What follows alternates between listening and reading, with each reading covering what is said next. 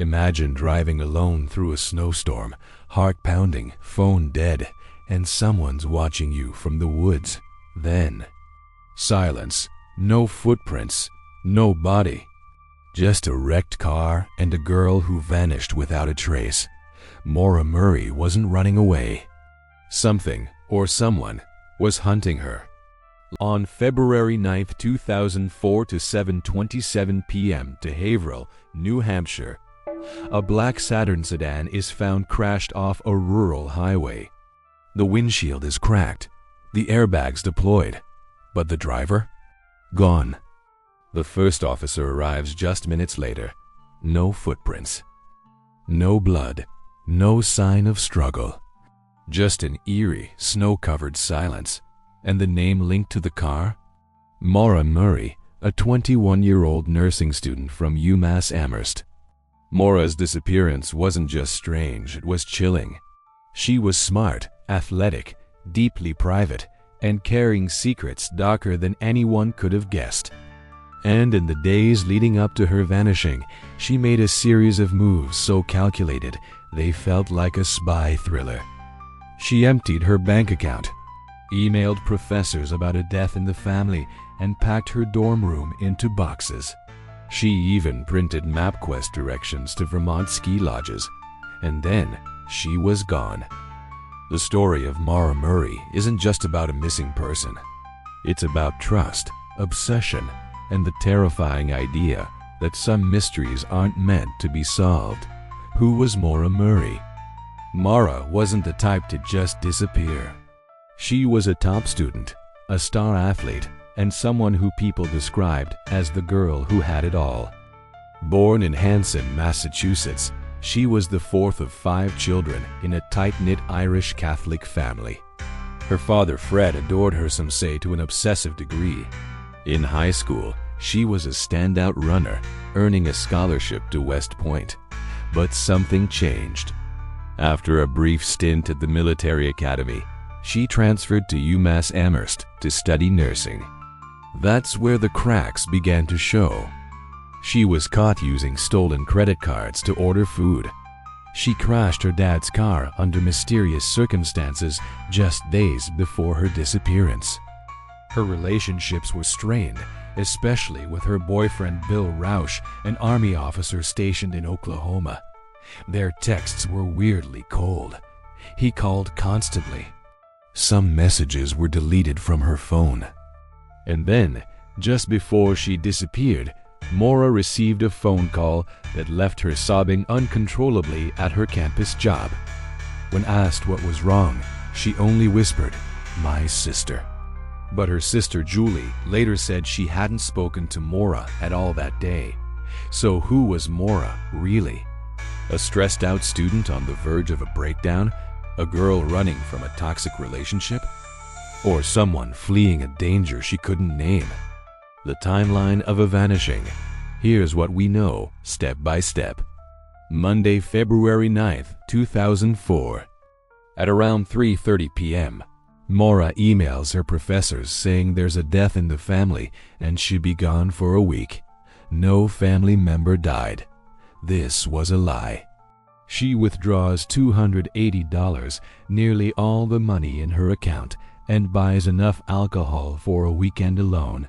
Vodka, Baileys, wine. She picks up accident forms from the RMV, likely for the crash she had in her dad's car just days prior. Her last known call was to a number that checked lodging in Vermont. Then she disappears from campus. 7:27 p.m., a resident in Haverhill, New Hampshire calls 911 to report a car crash. A black Saturn is off the road. Inside is a spilled box of wine and a cracked windshield. A local bus driver, Butch Atwood, says he spoke to the driver, a young woman who insisted she'd already called a AA but cell. Service was dead in that area. That call never happened. That call never happened. Liam woman who insisted she'd already called a AA but cell. Service was dead. Isbuzz he spoke to the driver, a young woman who insisted she'd already called a service was is okay. By the time police arrive just after 7:45 p.m., Maura is nowhere to be found. No footprints in the fresh snow, no blood, no sign of anyone fleeing the scene. Her car was locked, her phone and wallet were missing. Her favorite stuffed animal and printed directions to Vermont were found inside, but no purse, no keys. No Maura, gone. The chilling details that don't add up. There are details in this case that still send chills down the spine because they hint at something far darker than just a girl running away. First, the position of the car. It looked like it had been intentionally backed in to hide the front end damage. No skid marks, no clear impact zone. Could someone have staged the crash? Second, a rag was stuffed into the Saturn's muffler. Fred Murray believes this was done to sabotage the car to make it stall. Others think Maura might have done it herself, confused and panicked. Third, her cell phone pinged a tower farther away than the crash site, suggesting she might have left the area on foot or been taken. Fourth, the dogs lost her scent just 100 yards up the road. In freezing conditions, with snow falling, how did she move without leaving tracks? And then, the red truck. Multiple witnesses later reported seeing a red pickup truck in the area that night. It was never identified. And some say a man in a red jacket was seen near Maura's car minutes before police arrived. Even worse, in 2006, cadaver dogs hid on a nearby property just 100 yards from the crash. The owners refused full access. That home has since been demolished. Was something buried in the basement? Whatever happened in those woods, it happened fast. And it was clean. No witnesses. No signs of struggle. Just a broken girl in a broken car on a broken road. And then, nothing. Suspects and motives. Now we dig into the rabbit hole, and let's be clear. It's deep, weird, and gets darker the closer you look. First up, Fred Murray, Maura's father. Fred loved his daughter, maybe too much. He was intensely involved in the early investigation, pushing the police, the media, even hiring private investigators. But some found his behavior off.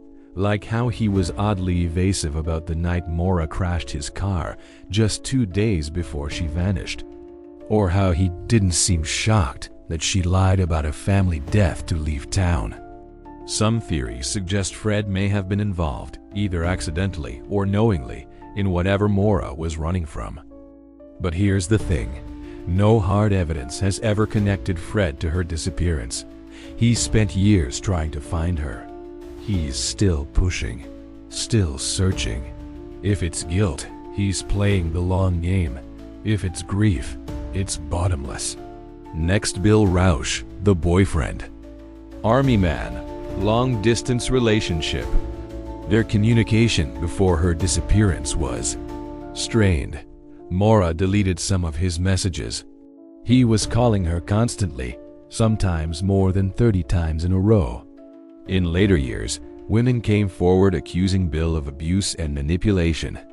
One said he was controlling and violent. Others described chilling behavior that makes you wonder what Maura was dealing with behind the scenes. But Bill had an alibi. He was at his base in Oklahoma. And even if he wasn't directly involved, was Maura running from him? Then we have Butch Atwood, the last known person to see Maura, a local school bus driver. He claims he saw Maura after the crash, offered to call for help, and she said she already had. His timeline has always been a little murky. Some believe he could have circled back, picked her up, done something else. But police never considered him a serious suspect. His story has stayed consistent, and he passed away in 2009, still denying any involvement. But here's the thing. If Maura was in danger, why lie about calling why not get in Butch's warm bus? Warm. If Maura was in danger, Why lie about calling a undanger? Why lie about calling a nadend in butches, warm bus? Why vanish into the snow? Maybe the answer isn't who did it. Maybe the answer is who she was meeting. Forensic and digital evidence. This is where the case could have blown wide open. Instead, it gets murkier. Maura's cell phone pinged off a tower near the scene around 7 p.m., but then silence. No outgoing calls, no texts, no social media activity. Her phone was never found. Neither was her wallet or keys. Her computer? Investigators found MapQuest directions to Burlington, Vermont, and several ski resorts. She'd also searched for rental cabins, most of them secluded. She wanted to disappear. But why? And alone? Her credit cards were never used after that day. Her bank account drained. Nothing touched since. She didn't take much with her. No winter boots, no gloves, no heavy jacket. This wasn't a runaway scenario, not without freezing to death. And then there's the crash scene. There was no blood in the car. No signs of injury. But the windshield was cracked on the driver's side, suggesting her head hit the glass. Airbags were deployed. The driver's side door was jammed. Yet Maura's scent disappeared just 100 yards down the road. Like someone picked her up. Or like she simply vanished. Police used cadaver dogs, thermal imaging, helicopters. Nothing. A private investigator using cadaver dogs later hit on a scent inside a nearby house's basement. The owners refused full access. Years later, the house was sold and torn down. Ground-penetrating radar showed a disturbance under the floor, but no body was ever found. Is Maura under that house? Or is that just another dead end in a case built on misdirection? Twists, theories, and red herrings.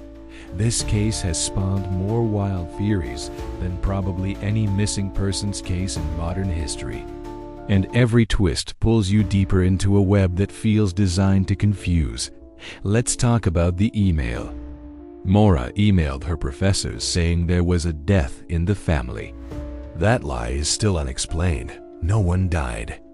Her family says they were unaware she'd even left. So, who was she trying to fool?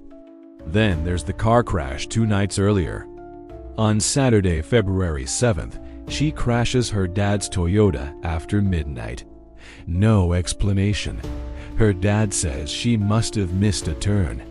But her NN records show she bought alcohol that night. Was she drinking? Was she in trouble? Was someone with her? And then, her favorite stuffed animal was placed carefully in the back seat of the Saturn at the crash scene. Not tossed, placed, like she knew she'd never be back. The email to her boyfriend that day was strange too. She wrote, "I got your messages, but honestly, I didn't feel like talking to much of anyone. I promised to call today though." Cold, detached, final. And then comes a twist from a year later. In 2005, a mysterious MySpace post appears. It says, "Maura is dead.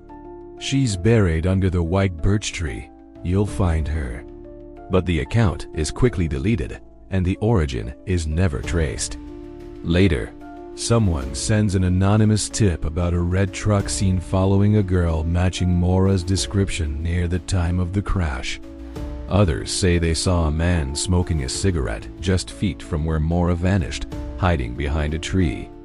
Then there's the police. They botched the early investigation, delayed searches, missed potential suspects, lost evidence. Some believe the truth is being covered up, maybe by someone local, someone powerful, someone scary. Was Maura abducted? Did she die in the woods? Or did she fake her own disappearance? All are possible. None are proven. The media storm and internet obsession. This wasn't just a missing persons case. This became a digital obsession. By 2005, Maura's case was one of the first true crime stories to explode on the internet.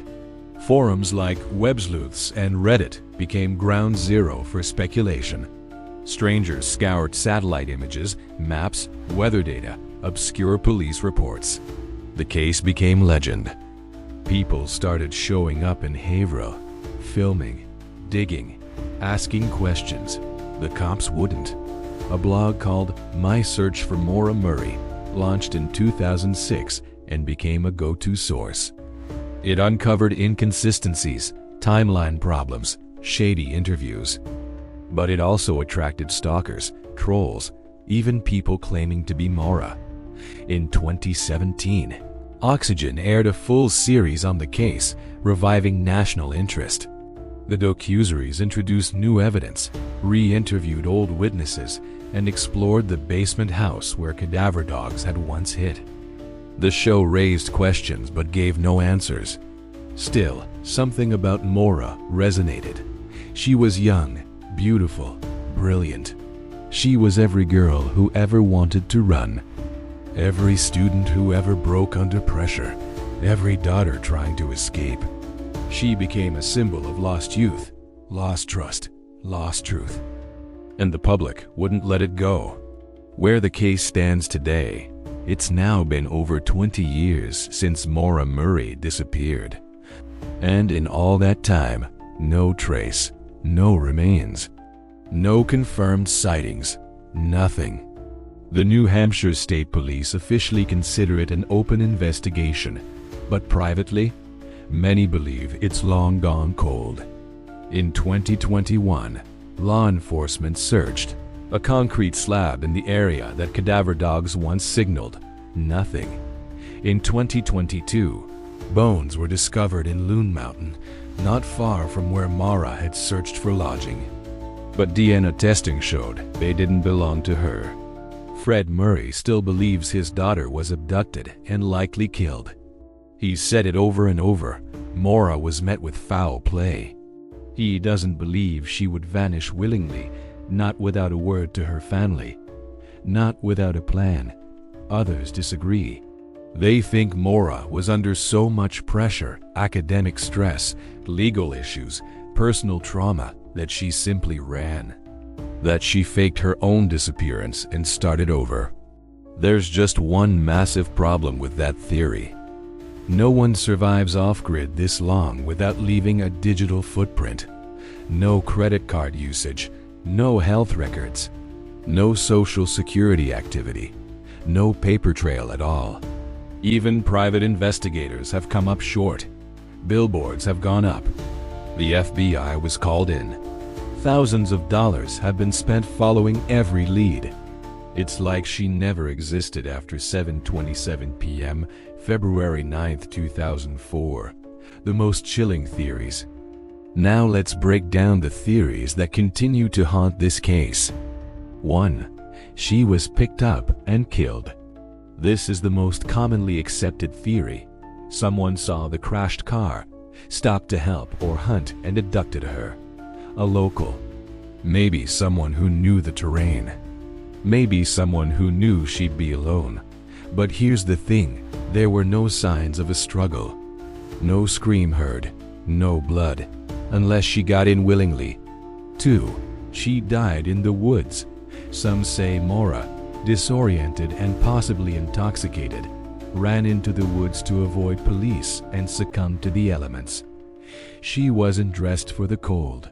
Hypothermia can cause confusion, and snow can bury a body fast. But searches were intense and thorough, and nearby dogs never hit on anything in the forest. Could they all have missed it? 3. She committed suicide, a darker possibility.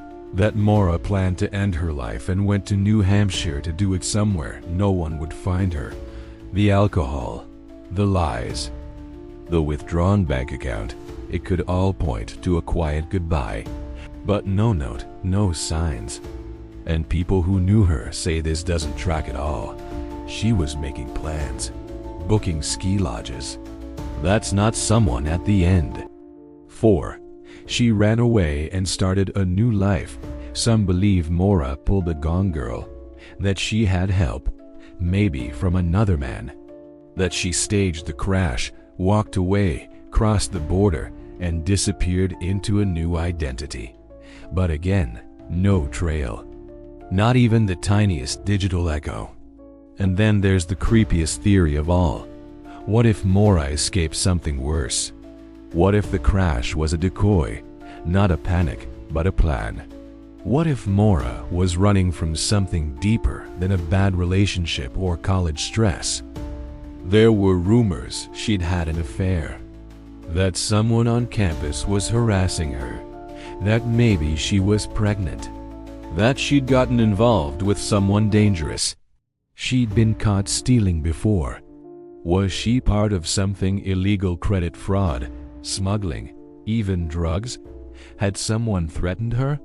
Or, and this is where the shadows get thick, was Maura being watched? One theory floats around like smoke, that she discovered something at UMass, something that scared her, something she had to run from. There's zero evidence for this, but the way she left felt like escape. And then there's the mental breakdown theory. Her behavior before the disappearance was erratic. Sudden bursts of secrecy, lying to authority, ghosting her own family, drinking, crashing cars, crying over mysterious phone calls. Was Maura spiraling?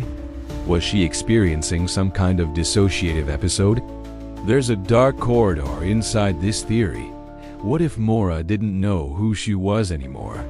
That would explain the lies, the detachment, the vanishing act. But then, where is she now? The final truth, the story of Maura Murray, is like staring into fog.